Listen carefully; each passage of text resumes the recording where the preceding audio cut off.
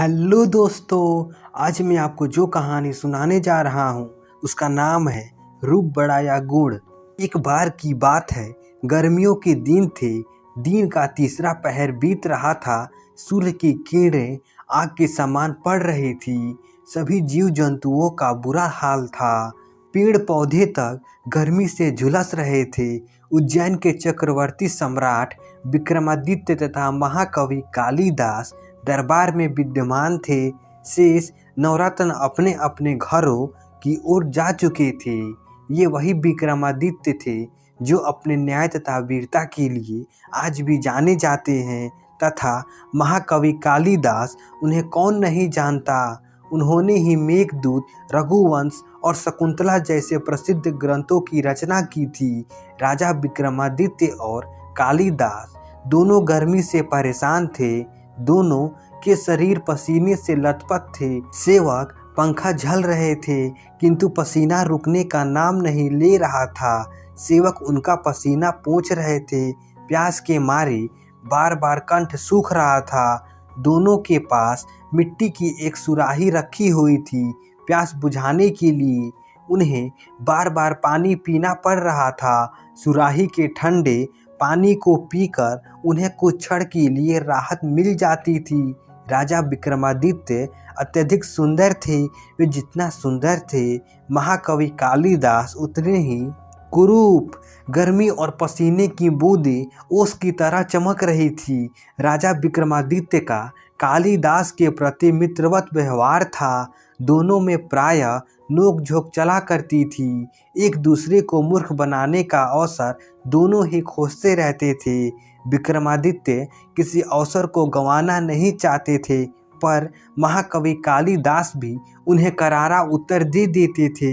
होता यह था कि पहल राजा करते थे और अंत में महाकवि उन्हें मूर्ख बना देते थे।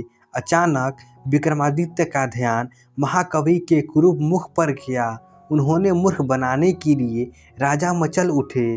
वे बोले, महाकवि, इसमें कोई संदेह नहीं कि आप विश्व के सबसे विद्वान, चतुर तथा गुणी व्यक्ति हैं, किंतु साथ साथ यदि ईश्वर ने आपको सुंदर रूप भी दिया होता तो कितना अच्छा होता। भगवान ने आखिर ऐसा क्यों नहीं किया? महाराज, इसका उत्तर मैं आपको आज नहीं कल दूंगा, कालिदास ने कहा। संध्या होते ही कालिदास दरबार से सीधे सुनार के घर गए। उन्होंने सुनार को रातों रात सोने की अति सुंदर सुराही तैयार करने का आदेश दिया और घर लौट आए। दूसरे दिन दरबार लगने से पहले ही कालिदास वहां जा पहुँचे। उन्होंने राजा की मिट्टी की सुराही हटाकर उसके स्थान पर सोने की सुंदर सुराही पहले की तरह रख दी। ठीक समय पर दरबार ने आवाज लगाई, जम्बूद्वीप अधिपति महाराजाधिराज विक्रमादित्य पधार रहे हैं। राजा अपने अंगरक्षकों के साथ दरबार में पधारे। सभी सभासदों, नवरत्नों तथा गणमान्य व्यक्ति ने उठकर उनका स्वागत किया। राजा ने सिंहासन पर बैठते ही सभी ने अपने अपने सिंहासन ग्रहण किए। आज भी गर्मी का कहर बरस रहा था। पंखे जोर से झले जा रहे थे, किंतु हवा भी गर्म थी। कार्यवाही प्रारंभ होने से पहले ही महाराज को प्यास लगी। उन्होंने पानी पीने के लिए इशारा किया। एक सेवक ने उनकी सुराही से पानी निकालकर गिलास भरा। पानी होठों से लगाते ही महाराज सेवक पर क्रोधित हो गए। वे क्रोधपूर्वक बोले, क्या सुराही में उबलता हुआ पानी भरा है? सेवक थर थर कांपने लगा। कालिदास ने तुरंत सुराही से कपड़ा हटाया। सोने की सुराही की चमक देखकर सभी दंग रह गए।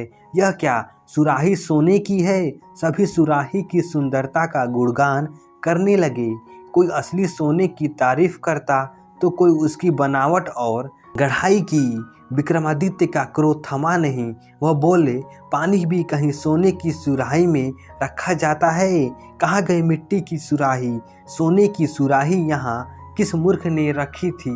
पास खड़े हुए कालिदास ने कहा, क्षमा करें महाराज, वह मूर्ख मैं ही हूँ। मैंने ही सोने की सुराही यहाँ रखी थी। महाकवि आप? महाराज आश्चर्य से बोले, हाँ महाराज, यह मैंने ही रखी थी। सुराही बेहद बदसूरत और गंदी लग रही थी।